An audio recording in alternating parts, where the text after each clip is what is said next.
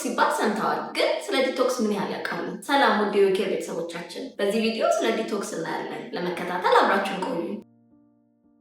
ዲቶክስ ወይም ዲቶክሲፊኬሽን የምንለው ሰውነታችንን ከመርዛማ ነገሮች ለማጽዳት የሚጠቅም ዘዴ ነው። ይህ ዘዴ ጤናማ የአኗኗር ዘይቤን በመከተል ጎጂ ነገሮችን ከሰውነታችን ለማስወገድ በአሁኑ ጊዜ በሰፊው እየተጠቀምንበት ያለነው ዘዴ ነው። እንደ የአየር ብክለት፣ ውጥረት፣ ጤናማ ያልሆነ አመጋገብ ስርዓት እና ለተለያዩ ኬሚካሎች መጋለጥ በሰውነታችን ውስጥ የተለያዩ መርዛማ ነገሮች እንዲከማች ያደርጋል። እነዚህ መርዛማ ነገሮች ግን ከውጭ ብቻ አይደለም የሚመጡት።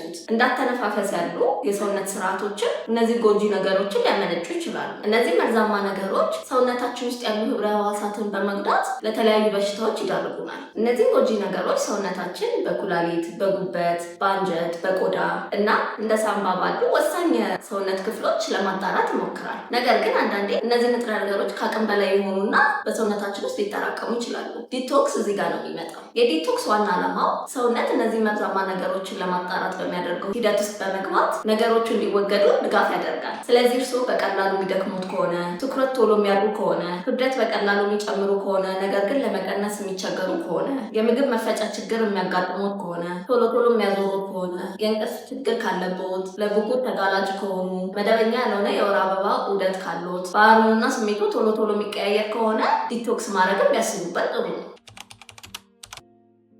ዲቶክስ የተለያዩ ጥቅሞች ቢኖሩትም ከነዛ መካከል አንዳንዶቹን ለማለት ያህል፣ አንደኛ ዲቶክስ የምግብ መፈጨት ሂደትን ያሻሽላል። ይህ በተለይ የምግብ መፈጨት ችግር ላለባቸው ሰዎች፣ ለምሳሌ ምግብ የመፈጨት አቅም ከቀነሰ ወይም ጋስትሮፓረሲስ እና የክሮን በሽታ ላለባቸው ሰዎች በጣም ጠቃሚ ነው። ሁለተኛ ስር ለሰደዱ በሽታዎች ያለንን ተጋላጭነት ይቀንሳል። በዲቶክስ ወቅት ጤናማ አትክልትና ፍራፍሬ መመገብ እንዲሁም እንቅስቃሴ ማድረግ እንደ ስኳር በሽታና የልብ ህመም ያሉ ስር የሰደዱ በሽታዎችን ለመከላከል ይረዳል። ሶስተኛ እድሜን ለማርዘም ይረዳል። ጥናቶች እንደሚያሳዩት በዲቶክስ ወቅት የምናደርጋቸው ለምሳሌ እንደ እንቅስቃሴ፣ ክብደትን መቀነስ፣ ከአልኮልና ከሲጋራ መራቅ እና ጤናማ አመጋገብን መከተል የመኖር እድሜ እስከ 14 ዓመት ድረስ ሊያረዝም ይችላል። ከዚህ በተጨማሪ ዲቶክስ የበለጠ የንቃት ስሜት እንዲኖሩት፣ ክብደት የመቀነስን ሂደት ለማፋጠን እና ሰውነቱ የሚያስፈልጉትን ቫይታሚንና ሚነራል ለማግኘት ይጠቅማል።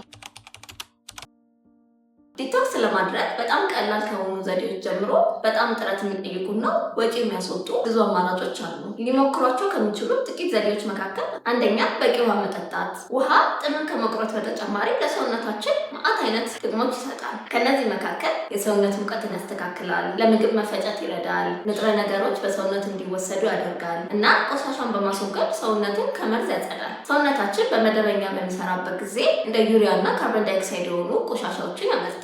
ውሃ እነዚህ ቆሻሻ ውጤቶችን በማጓጓዝ በሽንት እና በትንፋሽ እንዲወገዱ ያደርጋል። ባለሙያዎች እንደሚመክሩት ከሆነ በቀን ውስጥ ከ2 ሊትር በላይ መጠጣት አለብን። ሁለተኛ አትክልትና ፍራፍሬዎችን በደንብ መመገብ። አትክልትና ፍራፍሬ በውስጣቸው ያለ ፋይበር እና ጸረ ኦክሲዳንት መርዛማ ነገሮችን ከሰውነታችን እንዲወገድ ያደርጋሉ። ሶስተኛ መጾም። በሚጾሙበት ወቅት ለተወሰነ ሰዓታት ምግብና መጠጥ ስለማይወስዱ ሰውነቱ ራሱን እንዲያሳርፍና እንዲያጸዳ እድል ይሰጡታል።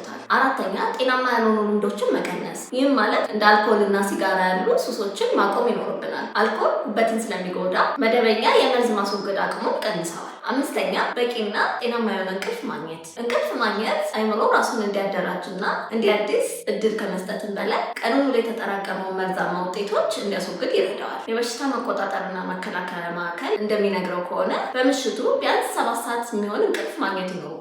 ስድስተኛ ስኳርና በፋብሪካ የተቀነባበሩ ምግቦችን መቀነስ ነው። እነዚህ ምግቦች ለስኳር በሽታና ለልብ ህመም ከመዳረጋቸውን በተጨማሪ እንደ ቆሽት ያሉ ህዋሳት ኢንሱሊንን ለማምረት በጣም እንዲጥሩ ያደርጋቸዋል። በተጨማሪም ጉበትና ኩላሊትን ስለሚጎዱ በሰውነታችን ውስጥ የሚካሄዱ የማጣራት ሂደቶችን እንዲስተጓጎሉ ያደርጋል። ሰባተኛ ውሃ በሎሚ መጠጣት። በየቀኑ ጠዋት በባዶ ሆድ ሎሚ በውሃ መጠጣት በሰውነታችን ውስጥ ያሉ መርዛማ ነገሮች እንዲወገዱና የምግብ መፈጨት ስርዓት እንዲፋጠን ያደርጋል። ነገር ግን ውጤቱን እንዲያዩ ረዘም ላለ ጊዜ መጠቀም ይኖርቦታል። ስምንተኛ መደበኛ የአካል ብቃት እንቅስቃሴ ማድረግ። የአካል ብቃት እንቅስቃሴ ከተለያዩ በሽታ ከመከላከል በተጨማሪ ላብን ስለሚጨምር በላብ የሚወገዱ መርዛማ ነገሮችን እንዲወገዱ ያደርጋል። የበሽታ መከላከያና መቆጣጠሪያ ማዕከል እንደሚነግረው ከሆነ በሳምንት ከ150 ደቂቃ እስከ 300 ደቂቃ የሆነ መካከለኛ ክብደት ያለው እንቅስቃሴ ሊያደርጉ ይመክራል። ይህም ማለት እንደ ፈጠን ያለ እርምጃ ያካትታል። አለበለዚያ ደግሞ በሳምንት ውስጥ ከ75 እስከ 150 ደቂቃ የሚሆን ከበድ ያለ እንቅስቃሴ ቢያደርጉ ጥሩ ነው። ለምሳሌ እንደ ሩጫ ያሉ እንቅስቃሴዎችን ቢያደርጉ ይመከራል። 9ኛ ጨውን ይቀንሱ። ጨው በሰውነታችን ውስጥ ውሃ እንዲጠራቀም በማድረግና የሽንት መጠንን በመቀነስ በሽንት በኩል የሚወጡ መርዛማ ነገሮች እንዳይወገዱ ያደርጋል።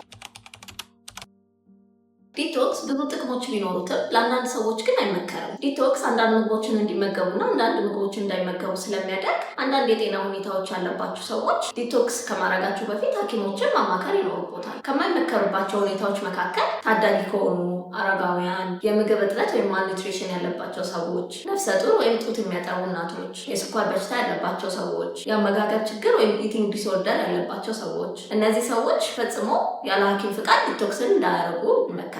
በዚህ ጉዳይ ጥያቄ ካለው ኮሜንት ሴክሽን ላይ ያስቀምጡልን። ሐኪሞችን ለማማከር የሪኬር መተግበሪያን ከፕሌይ ስቶር አውርደው መጠቀም ይችላሉ። ቻለን ሰንብት።